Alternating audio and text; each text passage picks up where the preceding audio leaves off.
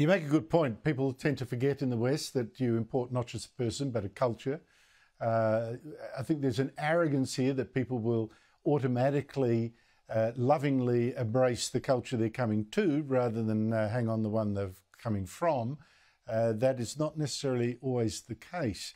Over the weekend, you've had British jets helping Israel to shoot down all those missiles and drones fired at Israel by Iran.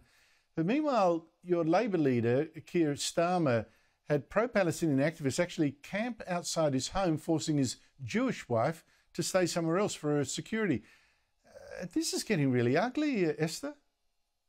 I mean, it's got to the point where it's absolutely ridiculous. I mean, the Prime Minister recently earmarked millions of pounds to boost security for members of Parliament because they're facing these rising threats. I mean, this particular group that camped outside of Keir Starmer's house are called Youth Demand, and the name denotes as stupid as they sound. It's just a bunch of young kids with nothing better to do than to demand things that they want because clearly they think they know better than everyone else.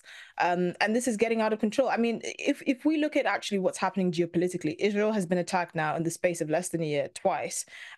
In the case of the recent Iranian attacks, you actually had other Muslim countries coming to the aid and defending Israel. So I really don't understand where these people are getting their geopolitical news from. And it's become so painful. I've actually even taken a step back from talking about it on Twitter because I just don't understand the logic. These people have no understanding of history or basic warfare or of what it means to be an ally or anything like that. And this is the manifestation of it. You have young, ignorant people doing stuff like this and putting people's lives in danger.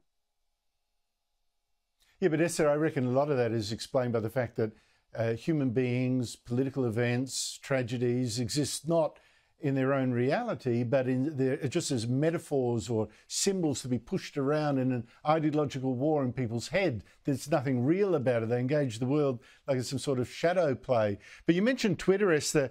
I got to correct myself, or is it correct myself?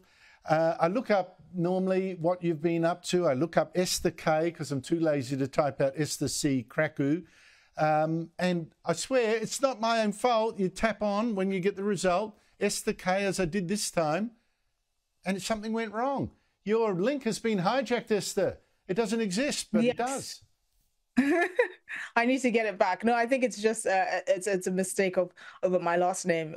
But it'll probably self-correct. But Twitter has been a cesspit these last few days. I mean, I'm actually shocked. I'm a bit offended as a British taxpayer that this is the quality of sort of graduates, school graduates that they're pumping out, that they have no understanding, not even of World War II or any basic history. I mean, the kinds of things we've been seeing is just what a waste of taxpayer money, honestly.